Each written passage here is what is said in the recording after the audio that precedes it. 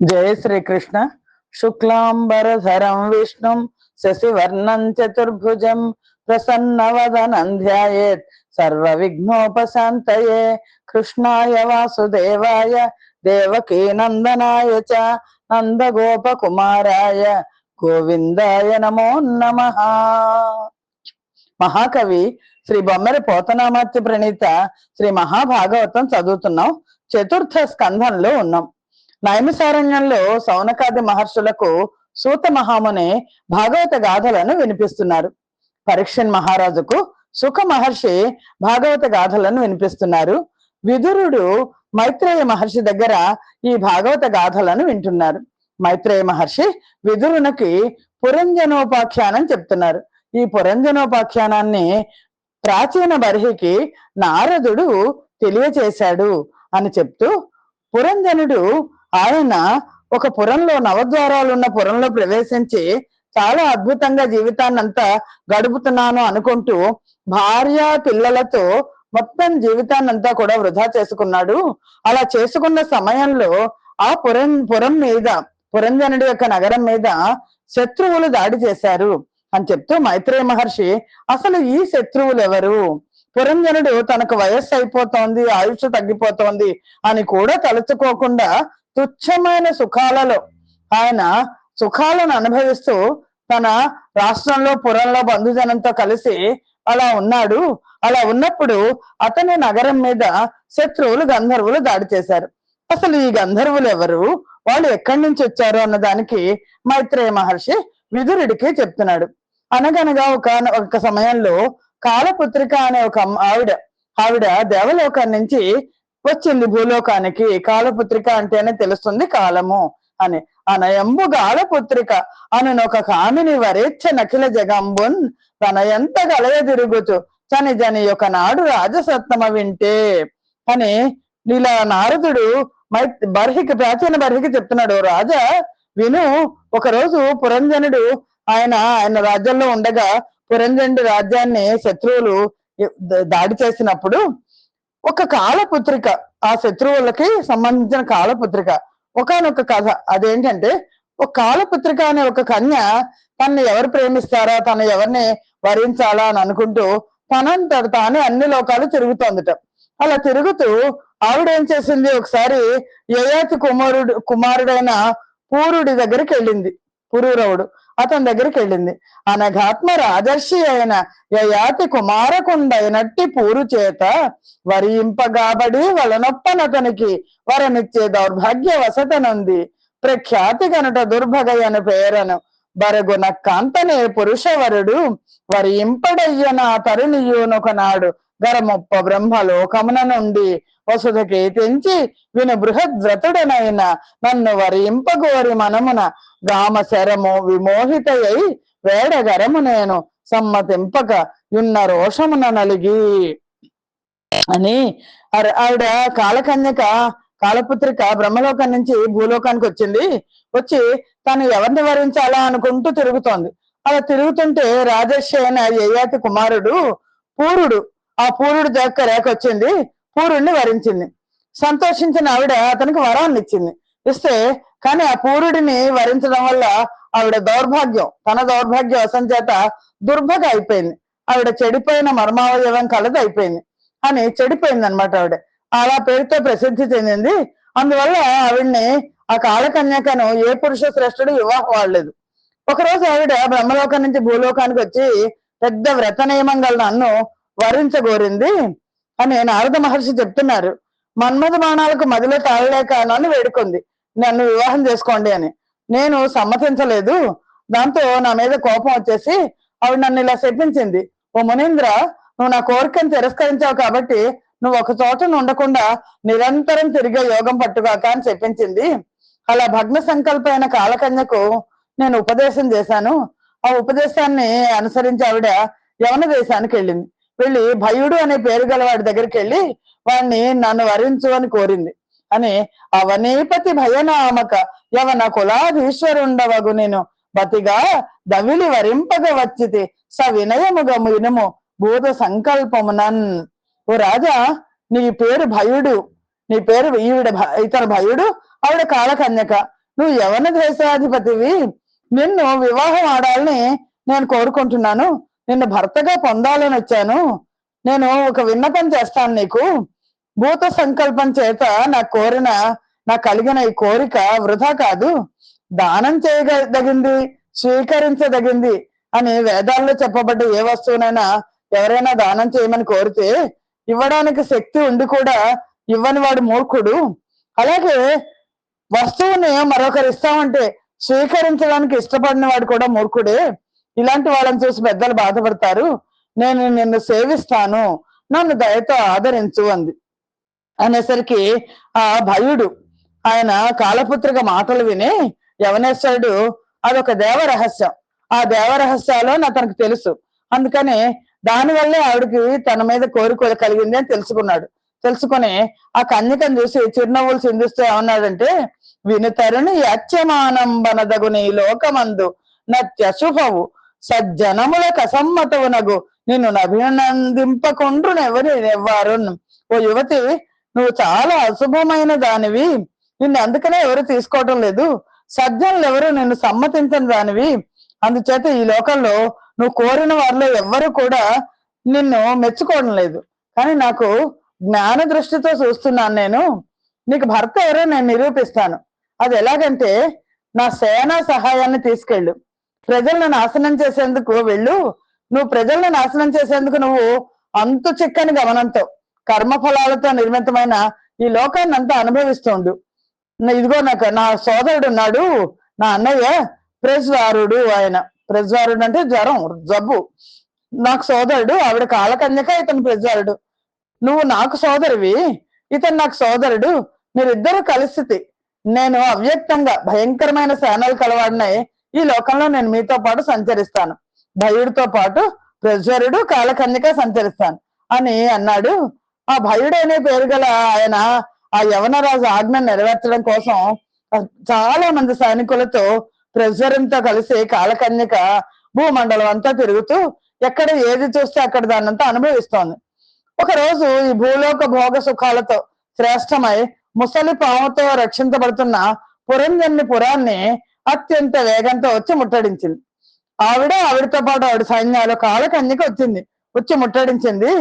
తనచే ఓడించబడి ఆక్రమించబడిన పురుషునికి నిస్సారత్వాన్ని కలుగజేస్తుంది ఆవిడ.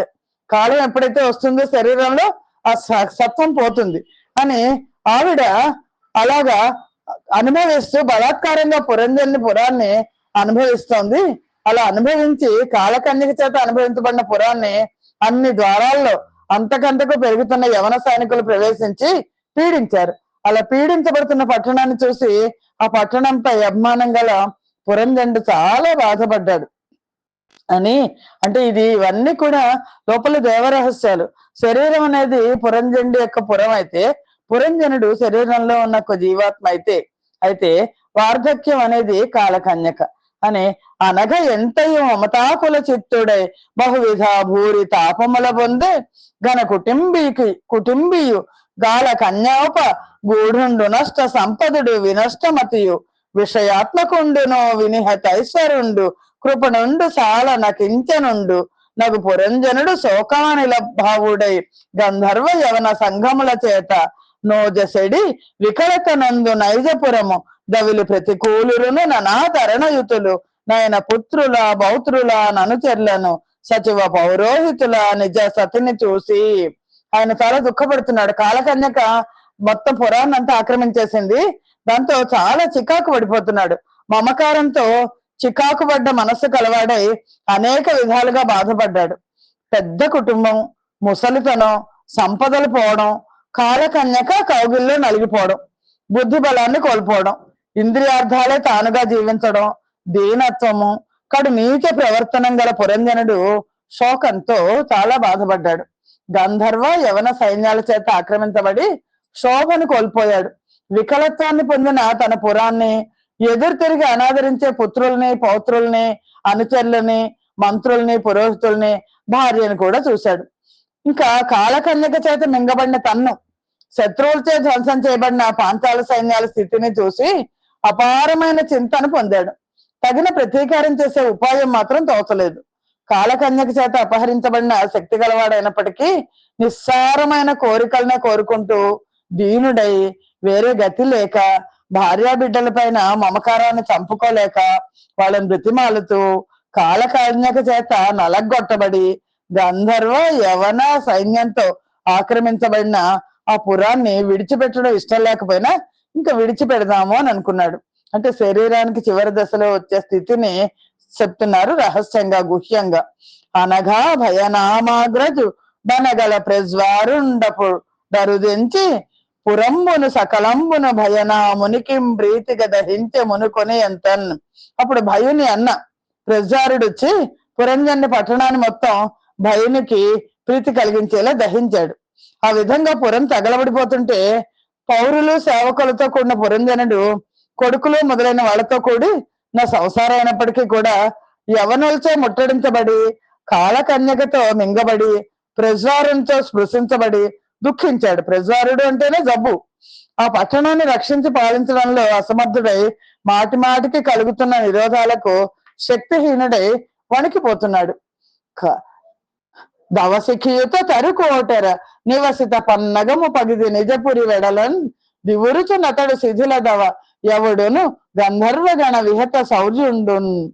కార్చిచ్చు చుట్టుముట్టినప్పుడు చెట్టు తొర్రలో నుండి బయటపడడానికి ప్రయత్నించే పాములాగా పురంజండి పట్టణం నుండి వెలవడ్డానికి ప్రయత్నించాడు. అవయవాలు శిథిలమైపోయి పట్టు తప్పుతోంది. గంధర్వుల వలన శౌర్యం అంతా పోగొట్టబడిన వాడయ్యాడు.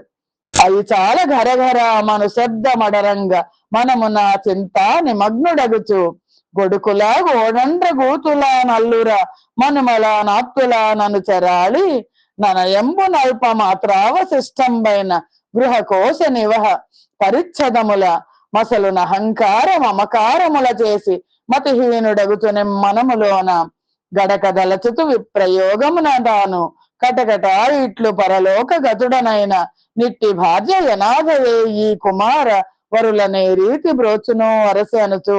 వృద్ధాప్యంలో ఆ ప్రయాణ కాలం మరణించే సమయం వచ్చినప్పుడు జీవుడు పడే బాధ అంతా కూడా ఇక్కడ పురంజండి ద్వారా మనకి చెప్తున్నారు. భాగవత ద్వారా గొంతులో గురగురమైన శబ్దం పుడుతోంది. మనసులో చింతిస్తున్నాడు. కొడుకులని, కోడళ్ళని, మనవల్ని, కూతుళ్ళని, అల్లుళ్ళని, ఆప్తుల్ని, అనుచరులని అందరినీ మాటి మాటికి తలుచుకుంటున్నాడు. తన ఇంట్లో కొద్దిగా మిగిలిన ఇల్లంటే శరీరం, ధనాన్ని, వస్త్రాలని స్మరించాడు. అహంకారం అమకారాలతో చిక్కి మతిహీనుడైపోయాడు. అయినప్పటికీ మదిలో పూనిక వహించి నేను మరణిస్తే ఎలాగా, నా ఎడబాటుతో నా భార్య అనాథ అయిపోతుంది, తన కుమారులని ఏ విధంగా కాపాడుతుంది అని దుఃఖించాడు. ఇంకా ఈ విధంగా అనుకుంటున్నాడు, నాకు ఎంత ఇష్టమైంది ఈ భార్య, నాకు పడతి ఏమును భుజింపక భుజింపదు, నేను నిద్రవోవక మరి నిద్రపోదు, నేను నీళ్ళాడక నీళ్ళాడనొల్లదు, పదరి ఏ గోపింప భయమునందు భర్జించినను మారు పలుక కావాయోడు బుద్ధిహీనుడునైన బుద్ధి చెప్పు లలిమీర నిట్టి కళత్రంబుతో నేను గడిగి దేహాంతరాగతుడనైన ననయమును తాను పుత్రిని ఎగుట చేసి ఆత్మ శోచిని ఎగుతు గృహస్థ ధర్మ మాచరించుచు నుండునో అనుగమనము చేయునో అని మనమున చింతనుంది. ఈవిడ ఇదిగో నా భార్య ఉంది కదా, నా భార్యను వరించాడు కదా, ఈమె ఎప్పుడు నేను భుజించకుండా తను భుజించేది కాదు, నేను నిద్రించకుండా తను నిద్రించదు, నేను స్నానం చేయకుండా తను స్నానం చేయదు, నేను కోప్పడితే గట్టిగా భయపడేది, గట్టిగా మాట్లాడితే తిరిగి మాట్లాడడానికి భయపడేది, బుద్ధి మందగించి తెలివిహీనుడై ప్రవర్తించినప్పుడు తెలివిగా చక్కగా సరిదిద్దేది, ఇలాంటి అనుకూలవతైన కళత్రంతో జీవించాను నేను. ఇప్పుడు నేను మరణిస్తే నా కోసం శోకిస్తూ సంతానవతి కాబట్టి గృహస్థ ధర్మాన్ని నిర్వర్తిస్తూ బిడ్డల కోసం జీవించుంటుందో. ఎందుకంటే శాస్త్రాల్లో ఏం చెప్పబడిందంటే భర్త మరణించినా సరే పిల్లలు ఉంటే పిల్లల కోసం జీవించాలి అని, లేక సహగమనం చేస్తుందో అని మనస్సులో చింతించాడు. తన పుత్రులు తన పౌత్రులు ననయముదా జనినయ్యడ నిరాశ్రయులగుచున్ వననిధి మధ్యంబున నవిసిన కలముంబోలి ఎట్లు జీవించెదరో అని బాధపడుతున్నాడు. నేను వెళ్ళిపోతున్నాను, తన పుత్రులు మనమలు తన మరణానంతరం నిరాశ్రయులు అయిపోతారు, సముద్ర మధ్యంలో పగిలిపోయిన బద్దలైన ఓడలాగా ఎలా జీవిస్తారు అని ఈ విధమున కృపణుని అనువున ఘన దుఃఖ విహ్వల అనర్హుండయును దుఃఖించు పురంజను ననయము గొనిపోవ నిశ్చితాత్మండగుతున్. ఆ విధంగా దీనుడై దుఃఖాన్ని సహించే స్థితి లేకపోయినప్పటికీ తీసుకెళ్లిపోవడానికి వచ్చేశారు. చనుదెంచిన భయనామండను వాడప్పుడు పురంజనాక్షుడు పిలుచన్ వినుతాత పశువు భంగిని మనము గలగ యవన నీయ మానుండగుతున్. అలా దుఃఖిస్తున్నాడు పురంజనుడు. అయ్యో నా పిల్లలు ఏమవుతారో, నా భార్య ఏమవుతుందో అని.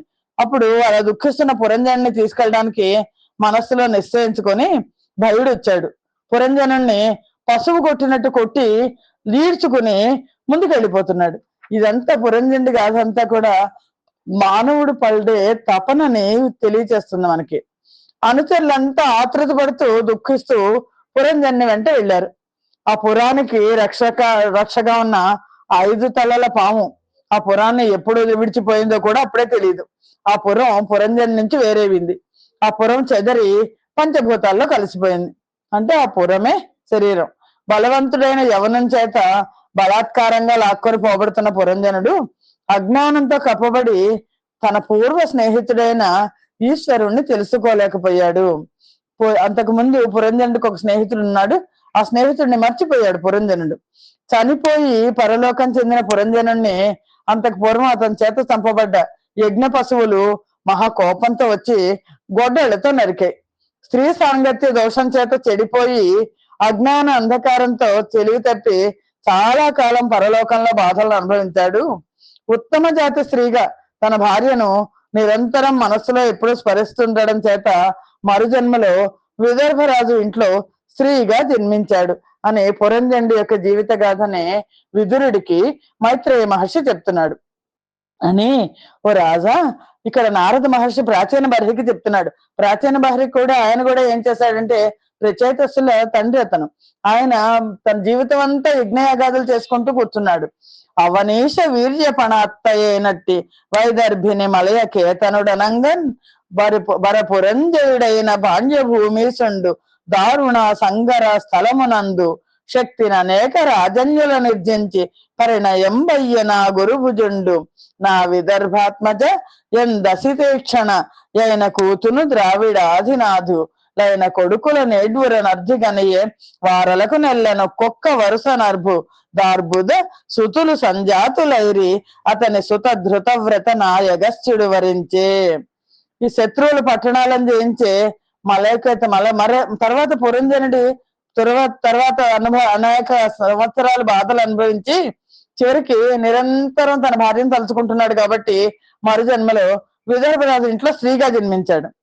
శత్రువులు పట్టణాలను జయించే మలైకేతుడు అనే పాండ్యరాజు తన పరాక్రమాన్ని పణంగా పెట్టి దారుణమైన యుద్ధంలో ఎందరో రాజులను జయించి విదర్భను కూడా జయించి ఆ విదర్భ రాకుమారిని వీర్య శుల్కంగా పొంది ఆ అమ్మాయిని పెళ్లి చేసుకున్నాడు. ఆమెకు అతనికి కాటుక కళ్ళ వంటి నల్లని చూపులు గల కూతురు, ద్రావిడ దేశాధిపతులైన 7 కొడుకులు జన్మించారు. ఆ ఒక్కొక్క కుమారుడికి ఒక్కొక్కరికి కోట్ల సంఖ్య గల కొడుకులు జన్మించారు. మలయకేతనుని కుమార్తె తపోవ్రత దీక్ష వహించి అగస్త్యుడిని వివాహం చేసుకుంది. అని అతడు ఆ కన్యక వలనను జతురుండై యుద్మవాహ జనకుడగు దృఢచ్యుతుడను మునీంద్రుగనియను మతినంత విరక్తుడగుచు మలయధ్వజుడు వచ్చేసి మలయధ్వజుడేమో ఈ అమ్మాయిని చేసుకున్నాడు విదర్భ రాకుమార్తెనే. విదర్భ రాకుమార్తెకి కుమార్తె జన్మిస్తే ఆ కుమార్తెనే అగస్త్యుడు చేసుకున్నాడు. అని అగస్త్యుడు మలయకేతుని కుమార్తె యందు దృఢచ్యుతుడు అనే కొడుకుని పొందాడు. ఆ దృఢచ్యుతునికి యుగ్మవాహుడు జన్మించాడు. ఆ తర్వాత మలయధ్వజుడు విరక్తుడై స్మాతలంబెల్ల నిజ తను జాతులకును మంచి ఇచ్చి సరోజాక్ష పాద పంకజార్చనాయత్తుడగుచు గులాద్రి కరుగనంత మదిరాక్షి సతియగు నా విదర్భి. భూమండలం మొత్తాన్ని తన కొడుకులకు పంచి ఇచ్చేశాడు మలయధ్వజుడు. పంచి ఇచ్చేసి విష్ణు పాద పద్మాలను సేవించే నిమిత్తం కుల పర్వతానికి వెళ్ళాడు. అతని భార్య వైదర్భి కూడా పట్టుదలతో ఇళ్ళు వాకిళ్ళు అఖిల భోగాలను వదిలిపెట్టేసి చంద్రుని వెన్నంటి వెళ్లే వెన్నెల్లాగా భర్త అయిన మలయకేతన్ని వెంట భక్తితో వెళ్ళింది. ఈ విధంగా ధర్మపత్ని వెంట రాగా చంద్రమస, తామ్రపర్ణి, నవోదకలు అనే పుణ్య నది జలాల్లో స్నానమాడి లోపలి వెలుపలి మలినాన్ని తొలగించుకున్నాడు మలయధ్వజుడు. తొలగించుకొని కందమూలాలను, పళ్లను, గింజలను, పువ్వులను, ఆకులను, గడ్డిని వీటిని ఆహారంగా స్వీకరిస్తూ దేహాన్ని కృషింపజేస్తూ తపస్సు చేశాడు. శీతోష్ణాలు, వర్షపాతాలు, ఆకలి దప్పులు, ప్రియాప్రియాలు, సుఖ దుఃఖాలు అనే ద్వంద్వాలను సమానంగా చూసే ప్రజ్ఞను సాధించాడు. తపో విద్య చేత, యమనియమాల చేత పక్వమైన పండుల హరిషడ్వర్గాలను జయించి బ్రహ్మమునందు తన మనస్సును కూర్చి ఇంద్రియాలను, ప్రాణగతులను, చిత్తగతులను దాటి రాయిలా నిశ్చలుడే 1000 దివ్య సంవత్సరాలు తపస్సు చేశాడు. భగవంతుడైన వాసుదేవుని పట్ల ప్రీతి వహిస్తూ మరొకటి తెలియకుండా ప్రవర్తించాడు. నేను నాది అనే బంధాలు తల నరకబడినట్లుగా తెగిపోయినాయి. ఇంద్రియాలతో, మనస్సుతో గల జీవితం అంతా స్వప్నం లాంటిది అని దాన్ని తను గమనిస్తూ ఆత్మసాక్షిగా తెలుసుకున్నాడు. ఆ సర్వేశ్వరుడు, భగవంతుడు, దయామయుడైన శ్రీహరి అనే ఆచార్యుడు అనుగ్రహించిన జ్ఞానదీపం వచ్చింది. సాక్షాత్కృతుండును, సర్వేశ్వరుండును, భగవంతుడును, కృపాపరుడునైన హరియను లోకైక గురుని చేనుక్తమై సర్వతోముఖమును స్వప్రకాశి తముగనగు మహిత శుద్ధ జ్ఞానదీప ప్రభాతతి చే పరబ్రహ్మమందు దన్నును తనయందు తగపర బ్రహ్మంబు నెనయగన్గొనుతు దగ్ధేందనాగ్ని భంగి నీషణముల బెడబాసి భూరి వ్యసన సాగర సంస్కృతి వలన జాల నుపరతుండయ్య నా మహితోన్నతుండు నవరి నాయక వినుమప్పుడతని భార్య అని ఆ సమయంలో మలయకేతుడు తన ధర్మపత్ని వెంటరాగా తపస్సు పూనుకున్నాడు. సర్వేశ్వరుడు, భగవంతుడు, దయామయుడైన శ్రీహరి అనే ఆ గురువు అనుగ్రహించిన జ్ఞానదీపం ఆ ప్రభాపుంజంతో పరబ్రహ్మ యందు తన ఉనికిని, తన యందు పరబ్రహ్మని కనుక్కున్నాడు. తగలబడిన కట్టెల్లో అగ్నిలాగా ఈషణ త్రయాన్ని వదిలిపెట్టేశాడు. గొప్ప బాధలకు సంద్రమైన సంసారం నుండి కూడా విశ్రాంతి పొందాడు.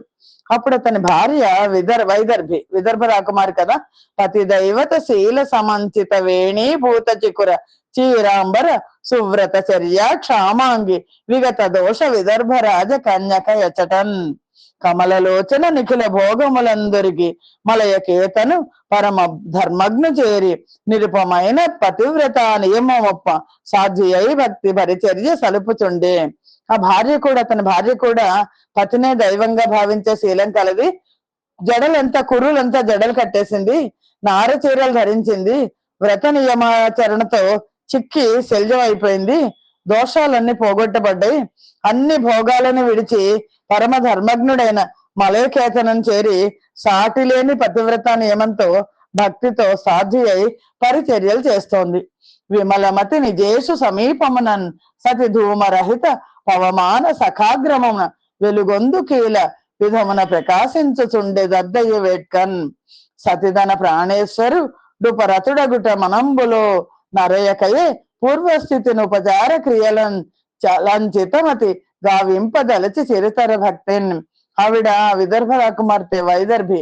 ఆవిడ నిర్మలమైన మనస్సుతో భర్తకు సమీపంగా పొగలేని అగ్నిహోత్రపు జ్వాలలాగా వెలుగొందుతోంది. కానీ ఆవిడ తన భర్త ఆయన పూర్తిగా ఉపరతిలోకి వెళ్ళిపోయాడు, ధ్యాన మార్గంలో పరమాత్మను చూస్తున్నాడు అని తెలుసుకోవాల. వైదర్భి తన భర్త ప్రాణాలు త్యజించిన విషయం కూడా తెలియదు. పూర్వంలాగానే ఉపచార క్రియలు చేయాలని భక్తితో సమీపించింది.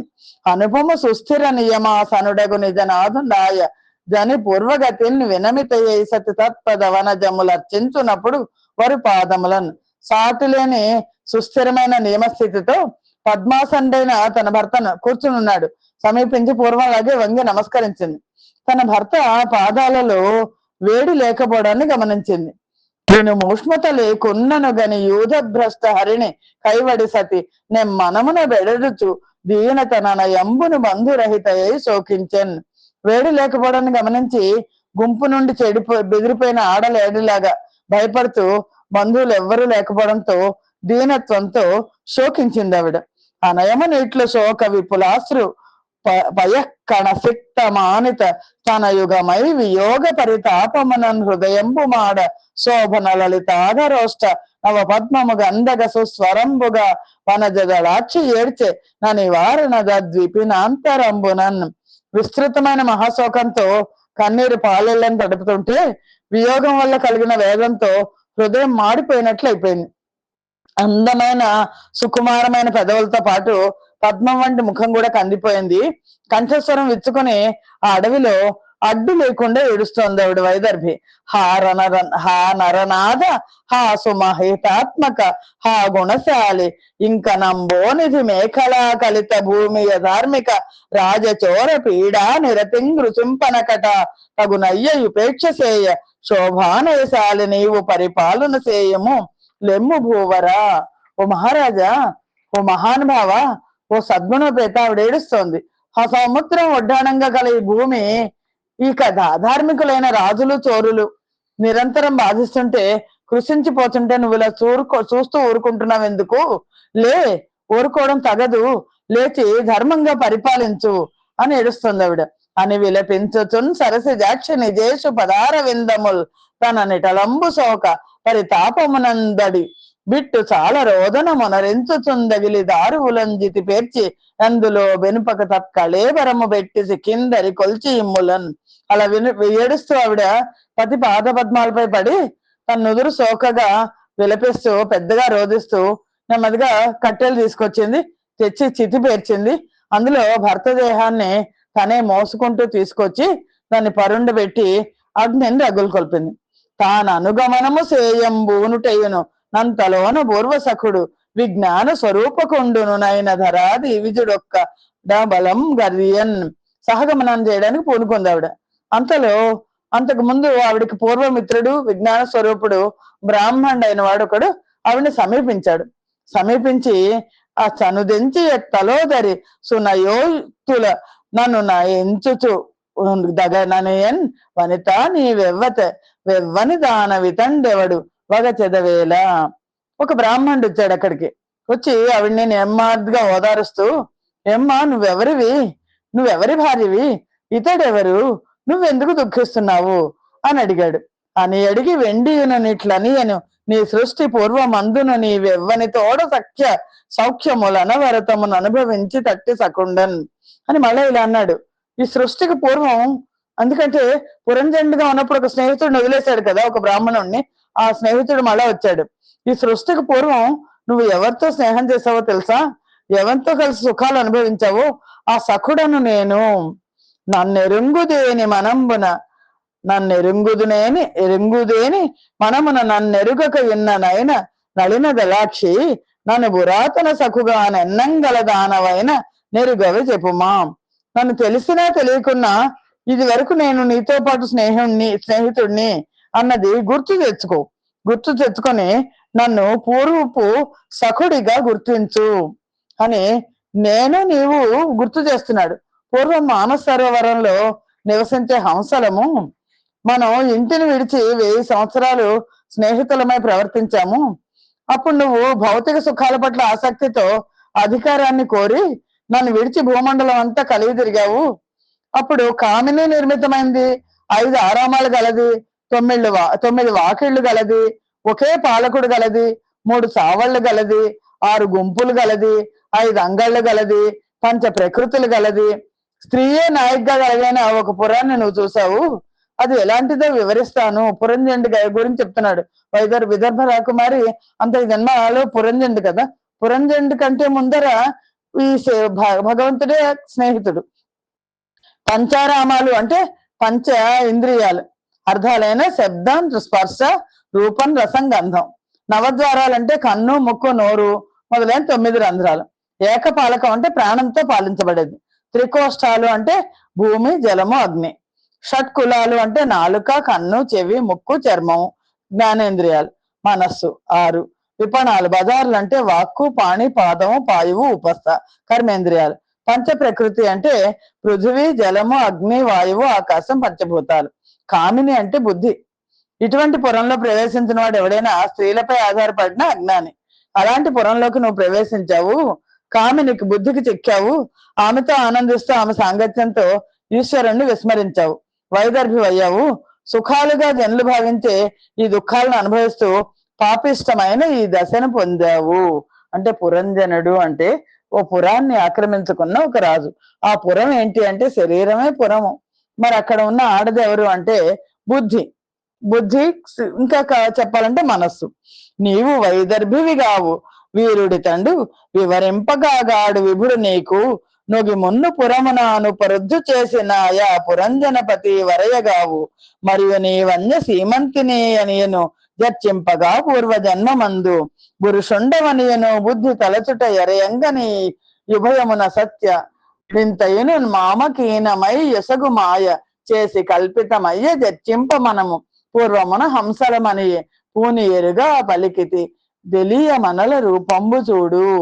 నువ్వు బ్రాహ్మణుడు చెప్తున్నాడు, నువ్వు విదర్భ రాకుమార్తె కాదు, ఈ మలయధ్వజుడు నీకు భర్త కాడు, ఇంతకు ముందు నువ్వు పురంలో ముట్టడించబడిన పురంజనుడు కూడా కాదు, ఈ అడవిలో ఒకడికి భార్యగా ఉన్నానని నువ్వు అనుకుంటున్నావు, అది ఎంత అసత్యమో, పూర్వజన్మలో పురుషుడైన పురంజనుణ్ణి అనుకోవడం కూడా అంతే అసత్యం. ఇదంతా కూడా నా మాయ చేత కల్పించబడింది. మనం ఇరువురం పూర్వం హంసలం అని నీకు చెప్పాను కదా, తేజ రూపాన్ని గమనించి తెలుసుకో. నువ్వే నేను, నేనే నువ్వు, మనం వేరు కాదు. ఈ సత్యాన్ని తెలుసుకో. విద్వాంసులైన వాళ్ళు మన ఇద్దరిలో భేదాన్ని చూడరు. మానవుడు అద్దంలో ప్రతిబింబించే రూపము, బింబ రూపము వేరుగా చూసినట్లు మన మధ్య భేదం ఉన్నట్లు అనిపిస్తుంది అని సుజ్ఞాతుడు అంటే మొట్టమొదటి పురంజనుడికి వచ్చిన స్నేహితుడు సుజ్ఞాతుడు. సుజ్ఞాతుడు అంటే ఈశ్వరుడు. పూర్వం నా సఖుడైన హంసము నీవని పురంజనునికి జీవుడికి చెప్తే, అంటే పరమాత్మ, జీవాత్మ, పరమాత్మ, పురంజనుడు తేరుకొని వియోగం వల్ల కోల్పోయిన స్వరూప జ్ఞానాన్ని తిరిగి పొందాడు అని చెప్పి నారదుడు ప్రాచీన బరిహం చూసి రాజు కథ అనే మిషతో ఈ ఆధ్యాత్మిక తత్వాన్ని నీకు తెలియచెప్పాను. పురంజనుడు అనేది జీవాత్మ యొక్క జీవితం అని అన్నాడు. విన భూమీసుడు నారదముని కను భవదీయ వచనములు నూరు సూరులు దక్కను గర్మ మోహితులమై వనరెడు నేమెట్లు తెలియవారము చెప్పమా. ప్రాచీన బర్హికి నారదుడు ఇలా చెప్పంగానే ప్రాచీన బర్హి అప్పటిదాకా యజ్ఞాల యాగాలు చేస్తున్నాడు. నారదుడితో అన్నాడు, నీ మాటలు విజ్ఞానులైన పండితులు తప్ప కర్మమోహితులమైన మేం అసలు ఎలా తెలుసుకుంటాము, మాకు ఇది ఎలా అర్థం అవుతుంది అని అంటే అప్పుడు నారదుడు ప్రాచీన బర్హితో చెప్తున్నాడు. అసలు పురం అంటే ఏంటి, పురంజనుడు అంటే ఏంటి అనేది చెప్తున్నాడు. నారద మహర్షి ఏమని చెప్పాడంటే, ఏకపాదంతో, 2 పాదాలతో, 3 పాదాలతో, 4 పాదాలతో, అసలు పాదాలే లేకుండా తయారైన దేహమే పురము. ఈ పురాల్లో నివసించడం చేత జీవుడే పురుషుడు లేక పురంజనుడు. అలాంటి పురంజనుడు పేరు చేత కాని, ప్రవర్తన చేత కాని, గుణాల చేత కాని తెలియబడనందున అవిజ్ఞాతుడు. విజ్ఞాతుడేమో ఈశ్వరుడు, అవిజ్ఞాతుడు పురంజనుడు. అతని మిత్రుడు ఈశ్వరుడు. పురుషుడు బుద్ధిపూర్వకంగా 9 ద్వారాలతో ఉన్న నగరంలో ప్రవేశిస్తాడు. 9 ద్వారాలతో, 2 చేతులతో, పాదాలతో కూడిన ఏ లోపం లేని దేహంలో ప్రవేశించాలని కోరుకుంటాడు. అందుకని ఆ జీవుడు ఏంటంటే మంచి దేహం కోసం వెతుక్కుంటాడు. అలా బుద్ధిని ఆలంబనగా చేసుకొని ఇంద్రియాల చేత సుఖాలను అనుభవిస్తాడు. అహంకార మమకారాలను పొందుతాడు. వీటికి కారణమైన బుద్ధినే ఉత్తమ స్త్రీ అన్నాడు. ఆ బుద్ధి అనే స్త్రీకి స్నేహితులు జ్ఞానానికి కర్మలకు కారణమైన ఇంద్రియ గుణాలు, ఆవిడ చెలికత్తెలు. ఇంద్రియ వ్యాపారాలు 5 తల్ల సర్పం అంటే 5 ప్రవృత్తులు గల ప్రాణం. 11 మంది మహాభట్లు ఉంటే కర్మేంద్రియాలు, జ్ఞానేంద్రియాలు, మనస్సు. కర్మేంద్రియాలు 5, జ్ఞానేంద్రియాలు 5, మనస్సుతో కలిపి 11 మంది మహాభటులు. 9 ద్వారాలతో కూడిన పురాన్ని చుట్టి వచ్చిన పాంచాల దేశం అంటే ఏంటంటే, పాంచాల దేశాలు అంటే ఇంద్రియార్థాలు 5, 9 వాకిళ్ళు అంటే కళ్ళు, ముక్కు రంధ్రాలు, నోరు, చెవులు, మలద్వారం, మూత్రద్వారం. తలవైపున ఉండే ద్వారాలు కుడి చెవి దక్షిణ ద్వారం, ఎడమ చెవి ఉత్తర ద్వారం. మలమూత్ర ద్వారాలు పశ్చిమ దిక్కున ఉంటాయి, దేహానికి దిగువ ఉంటాయి. ఒకటే చోట నిర్మించబడ్డ ఖద్యోత, ఆవిర్ముఖి అనేవి 2 నేత్రాలు. విభ్రాజితం అంటే రూపం. ద్యుమంతుడు అంటే నేత్రేంద్రియం. నళిని, నాళినలు అంటే ముక్కు రంధ్రాలు. సౌరభం అంటే వాసన. అవధూత అంటే వాసన చూసే శక్తి. ముఖ్య అంటే నోరు. విపణము, ఇవన్నీ కూడా పురంజనుడు ఆక్రమించిన పురానికి ఉన్న లక్షణాలు. అవన్నీ అక్కడ చెప్పారు, దాని అర్థాలు ఇక్కడ చెప్తున్నారు నారద మహర్షి. విపణం అంటే వాక్కు. రసజ్ఞుడు అంటే నాలుక. ఆపణం అంటే వ్యవహారం అంటే సంభాషించడం. బహుదనం అంటే 10 రకాలైన అన్నం. పితృహువు అంటే కుడి చెవి. దేవహువు అంటే ఎడమ చెవి. చండవేగుడు అంటే కాలాన్ని చూసే సంవత్సరం. గంధర్వులు అంటే పగళ్ళు. వారి భార్యలైన గంధర్వీ జనం అంటే రాత్రులు. పరివర్తనం అంటే ఆయువు క్షయం కావడం.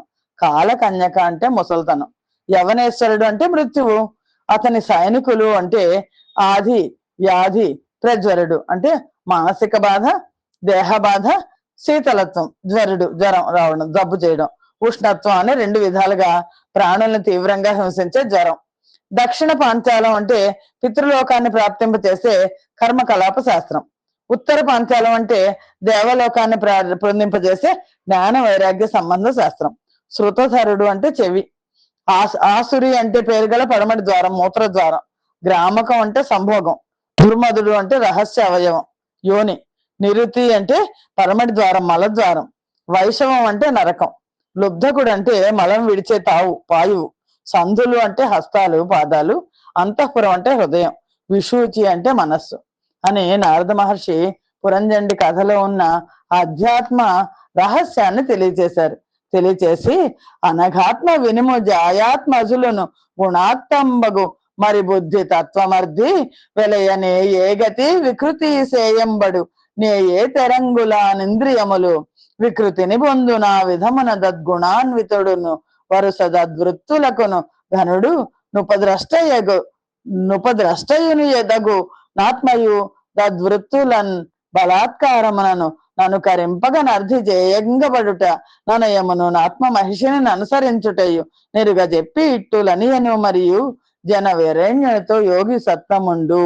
మళ్ళా నారద మహర్షి ప్రాచీన భార్యతో చెప్పాడు, పుణ్యాత్మ, భార్యాపుత్రులు అనే గుణంతో చేరిన బుద్ధితత్వం ఏ విధంగా వికారం చెందుతుందో, ఏ ఏ రీతులుగా ఇంద్రియాలు వికారం పొందుతాయో ఆ విధంగా గుణాలు కలిగిన జీవుడు ఆయా ప్రవర్తనలను పొంది చూస్తుంటాడు. బలాత్కారంగా తన ప్రవర్తనను అనుకరించేవాడు.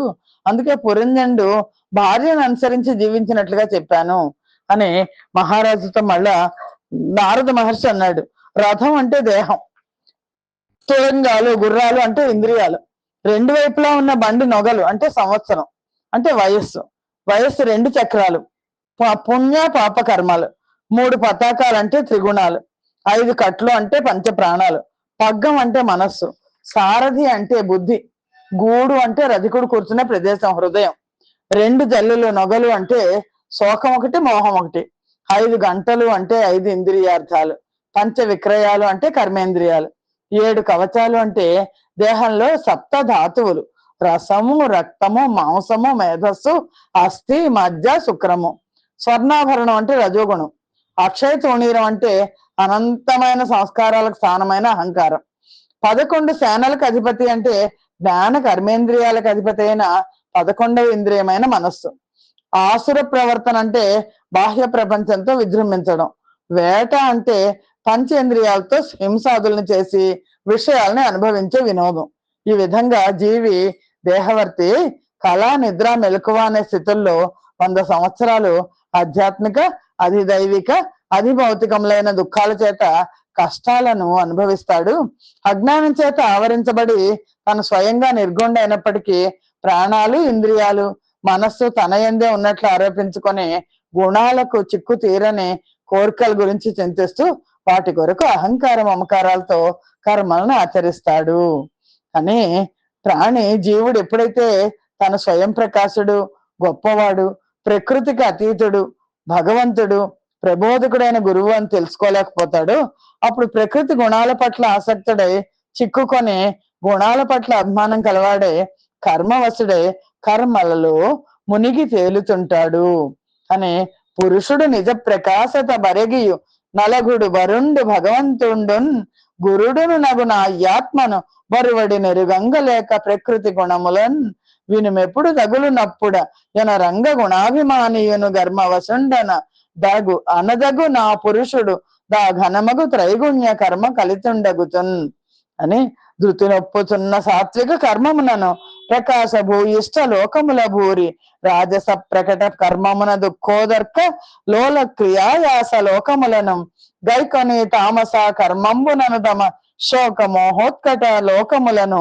బొందుతూ పుస్త్రీన పుంసకామూర్తుల దేవ తిర్యగ్ భావములను గలుగు గర్మాను గుణములుగాగ జగతి పుట్టి చచ్చుచు బ్రహ్మర బుట్టు చెట్లు దివిరి కామాశయుండైన దేవి ఎప్పుడు నున్న తానత పదముల నొందుచుండు.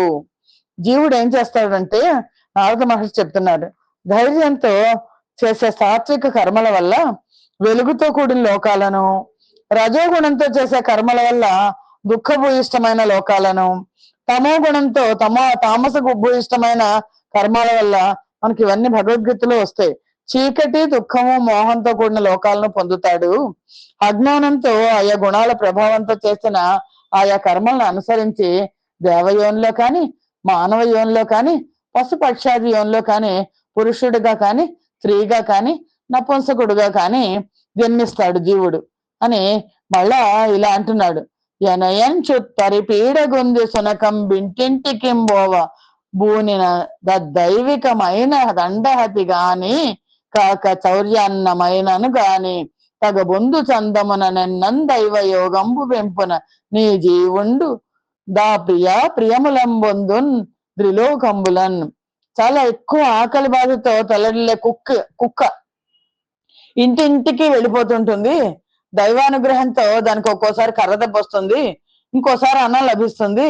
అలాగే దైవ యోగంతో జీవుడు కూడా తనకి ఇష్టమైనవి, ఇష్టం లేనివి 3 లోకాల్లోనూ పొంది అనుభవిస్తాడు అని గొనకొని ఇట్టి దుఃఖములకు ప్రతికారము మానవేంద్ర కలిగిన విను తత్ప్రతిక్రియ నకించన వృత్తి జనుండు మస్తకంబున నిడు మోపు మూపునను బూనిన దద్భర దుఃఖమాత్మ బాయని గతి జీవుడున్ త్రివిధమై తగు దుఃఖము బాయడన్నటికి. ఇలాంటి దుఃఖాలకు కూడా విరుగుడు ఉన్నప్పటికీ అది తాత్కాలికమే. నెత్తి మీద బరువు మోసేవాడు ఆ బరువును భుజం నుంచి మార్చుకున్న మటుకి కూడా ఆ భారం మోసే తనే. అలాగే జీవుడు 3 రకాలైన దుఃఖాలని అనుభవించక తప్పదు. ఘన దుఃఖ హేతు కర్మంబును తత్ప్రతికార కర్మమును నివి మాయా జననములగుటను పురుషుండుగను గలలో దోచినట్టి కలచందమునన్. స్వప్నంలో మళ్ళీ స్వప్నం వచ్చినట్టు దుఃఖానికి కారణమైన కర్మ, దానికి ప్రతిక్రియగా చేసే కర్మ అవిద్య అయిన మాయ చేత కలుగుతాయి.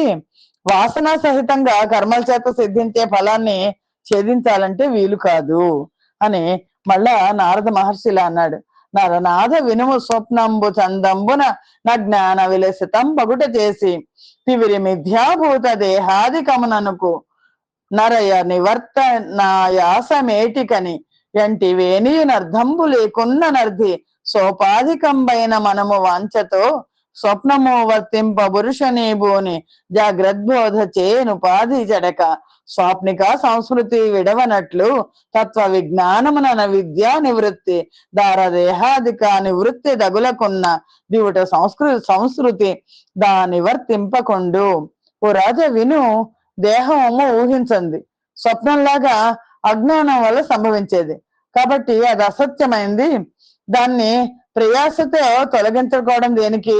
ఎందుకంటే దానితో ప్రయోజనం లేకున్నా కళలో ఉపాధితో కూడిన మనస్సు పురుషుడను ఆశ్రయించి మెళకు వచ్చినను స్వప్న సంసారం విడవదు. ఆ విధంగానే వైరాగ్యం వల్ల అజ్ఞానం పోగొట్టుకోలేకపోయినా, భార్యను దేహం విడిచిపెట్టలేకపోయినా సంసారం నుండి విముక్తి లేదు. ఘన పురుషార్థభూతమనగా గుణాత్మకునే నిమిత్తమై యునరనర్థ హేతువను నూల్కొను సంస్కృతి సంభవించునట్ల నయము దాని నిమిత్త పరిహారకమర్థ జగద్గురుండు నా ధనరిన వాసుదేవ పద తామర సస్ఫుట భక్తి ఆరయన్. ఈ సంసార బంధం అంతా కూడా దేవుడికి ఎలా వెళ్తుంది? పరమ పురుషార్థము అని చెప్పదగిన ఆత్మకు అనర్థహేతువైన సంసారం ఏ కారణంగా కలుగుతుందో ఆ కారణాన్ని జగద్గురువైన వాసుదేవుని పాదపద్మాల మీద భక్తి నశింప చేస్తుంది. పూనెన తద్భక్తి సమీచీన గతిందెలియననగ చిర వైరాగ్య జ్ఞాన జనక మగు భక్తి నిధానము గోవిందవర కథాశ్రయమయగున్. వాసుదేవుని పాద పద్మాల మీది భక్తి శాశ్వతమైన జ్ఞాన వైరాగ్యాలను కలిగిస్తుంది. ఆ భక్తి గోవిందుని సత్కథలను వినడం వల్లనే కలుగుతుంది. కాబట్టి ఆ సత్కథలను వినడంలో, గానం చేయడంలో బుద్ధి కుదిరి నమ్మకం కలిగిన వాడికి భక్తి యోగం కలుగుతుంది అని నారద మహర్షి చెప్తున్నారు ప్రాచీన బర్హితో. ధర సాధులు విమలాంతఃకరణులు భగవద్గుణాను కథన శ్రవణ పురిత స్వాంతులు ననగులు వరధిషణులు నైన భాగవత జనుల సభన్ సరసోదార మహాముఖరితములగు మధు విరోధి కమనీయ గుణోత్కర సురుచిర చరితామృత పరిపూరిత వాహినులను వరమ ప్రీతిన్ మనమల రంగ శ్రోత్రాంజలులను బాణము సేయు పుణ్యులకు క్షుతృప్ష్ణ ఘన భయ శోక విమోహము లనయంబును శోకకొండు నవనీనాథ.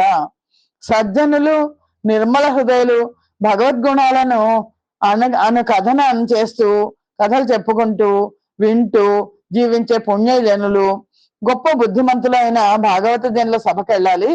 అక్కడ సరసంగా పవిత్రంగా చెప్పుకుంటున్న నారాయణ్ణి గుణగణాలతో కూడిన చరితామృత ప్రవాహాలను మనసారా వినాలి. అలా విన్న వాళ్ళకి ఆకలి, దాహము, భయము, శోకము, వ్యామోహము అనే జబ్బులు ఇవి కూడా అంటుకోవు. కాబట్టి ఇటువంటి భాగవత జనుల సహవాసం లేకుండా తనంతటి తానే భగవంతుని యొక్క భాగవతుల యొక్క గుణాకథ చింతనాలను కొనసాగిస్తే ఆలస్యము మొదలైన విఘ్నాలు కలుగుతాయి.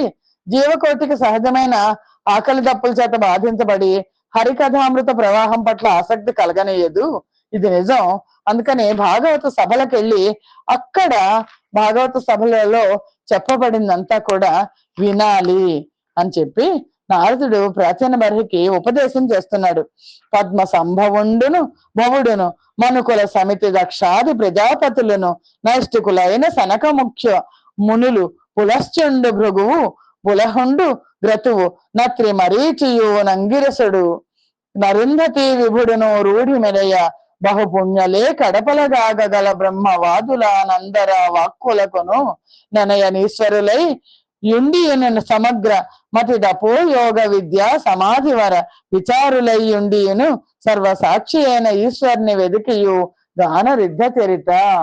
ఓ రాజా, బ్రహ్మ, శివుడు, మనువులు, దక్షుడు మొదలైన ప్రజాపతులు, నిష్ఠాపరులైన సనక సనందనాది మునులు, పులశ్చుడు, భృగు మహర్షి, పులహుడు, క్రతువు, అత్రి, మరీచి, అంగిరసుడు, వశిష్ఠుడు వీళ్ళంతా కూడా మహాపుణ్యాత్మలు.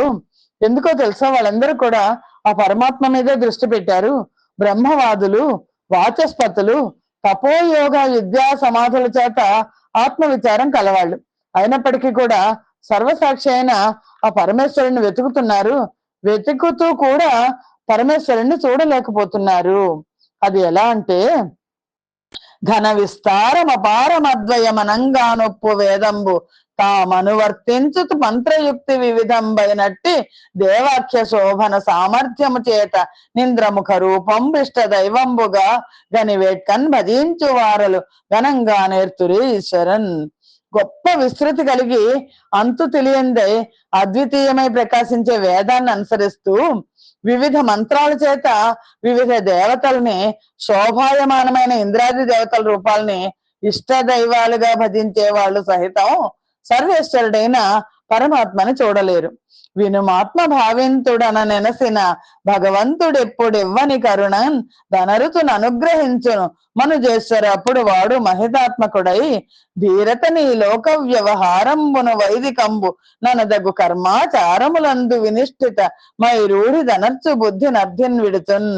భగవంతుడు ఎప్పుడు ఎవరిని, అందరూ దేవతలు కూడా చూడలేరు, కానీ భగవంతుడు ఎప్పుడు ఎవరిని దయతో అనుగ్రహిస్తాడు వాడప్పుడు మహితాత్ముడు అవుతాడు. ఆత్మభావం పొంది లోక వ్యవహారాల్లో వైదిక కర్మలను ఆచరించడంలో నెలకొన్న బుద్ధిని త్యజిస్తాడు. మైత్రేయ మహర్షి విదురుడితో ఇలా చెప్తున్నాడు.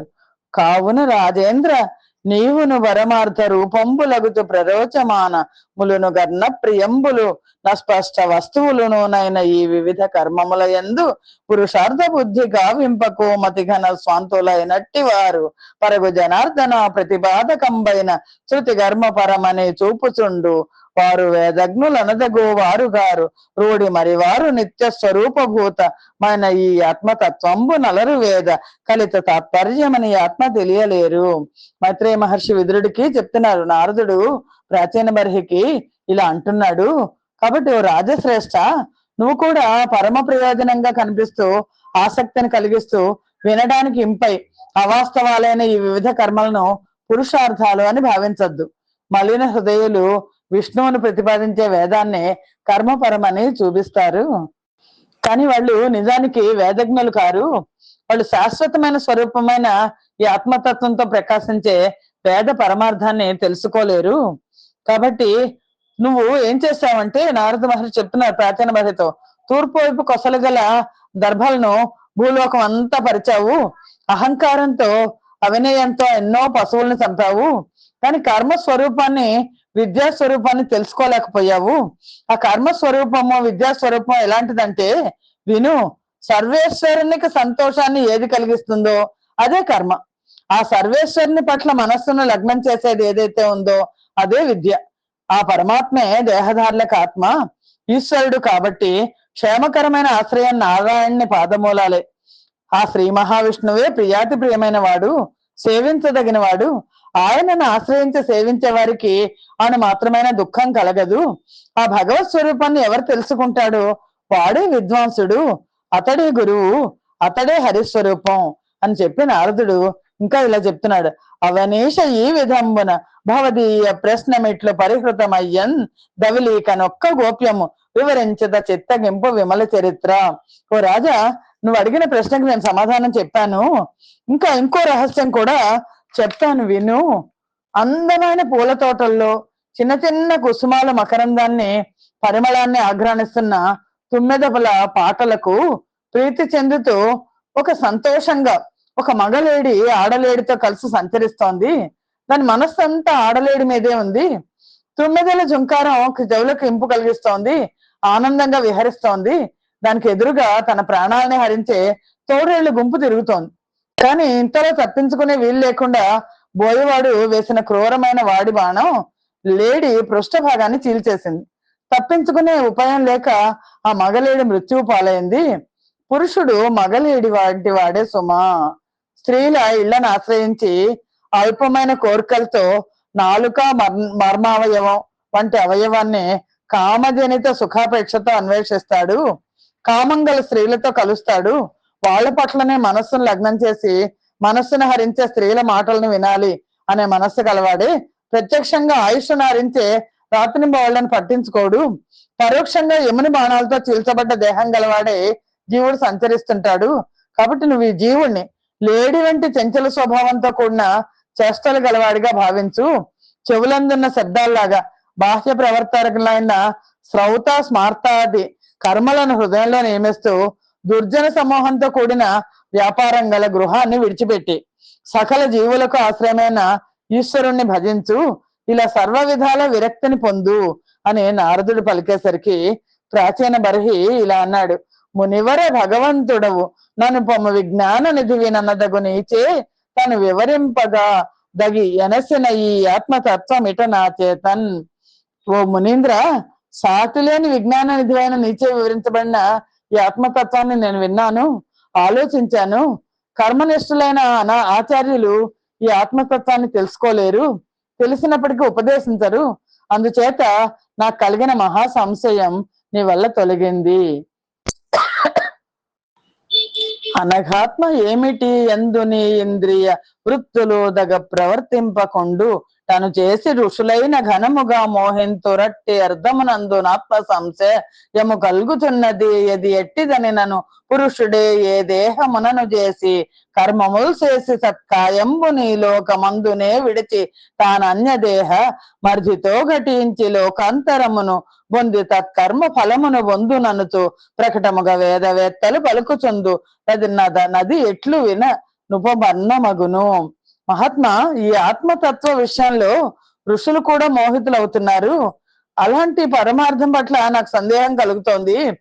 పురుషుడు ఏ దేహంతో కర్మలు ఆచరిస్తాడో ఆ దేహాన్ని ఈ లోకంలోనే వదిలేస్తాడు, మరో దేహాన్ని ధరిస్తాడు, ఇతర లోకాలు చేరతాడు, అక్కడ కర్మ ఫలితాన్ని అనుభవిస్తాడని వేదవేత్తలు చెప్తున్నారు కదా.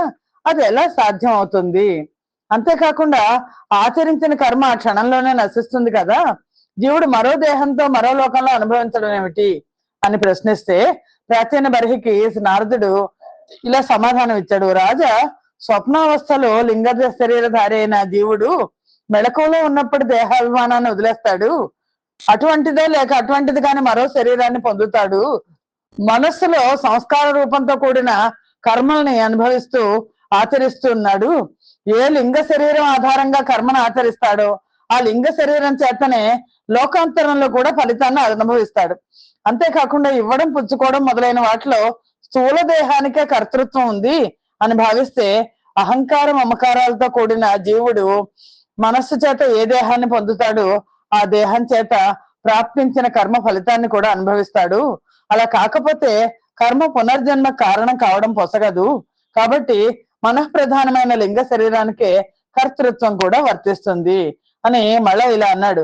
జ్ఞానేంద్రియాలు కర్మేంద్రియాలు వర్తించే స్థితిగతులను అనుభవించే మనస్సులాగా చిత్త వృత్తుల్ని బట్టి పూర్వ దేహం చేత నిర్వర్తించబడిన కర్మల్ని మనం తెలుసుకోవచ్చు. ఎలా అంటే ఈ దేహం చేత అనుభవించబడింది, చూడబడింది, వినబడింది అయినటువంటి వాసనాశ్రయుడైన జీవునికి పూర్వదేహంలో అనుభవించబడింది, చూడబడింది, వినబడింది అవుతుంది. ఈ మనస్సులో అనుభవించబడిన దాని ప్రయోజనం మాత్రం తెలియదు. ఈ మనస్సే జీవులకు శుభాశుభ కారకమైన ముందటి తర్వాతి పుట్టుకలను తెలుపుతుంది. ఈ మనస్సులో చూడని వినబడని విషయాలు స్వప్నాదుల్లో కనిపించడం ఏంటంటే దేశ కాల క్రియల్ని ఆశ్రయించుకొని ఆ స్వప్నం ఉంటుంది అని భావించాలి. ఆ సమస్త విషయాలు క్రమాన్ని అనుసరించి మనస్సుతో అనుభవించబడతాయి.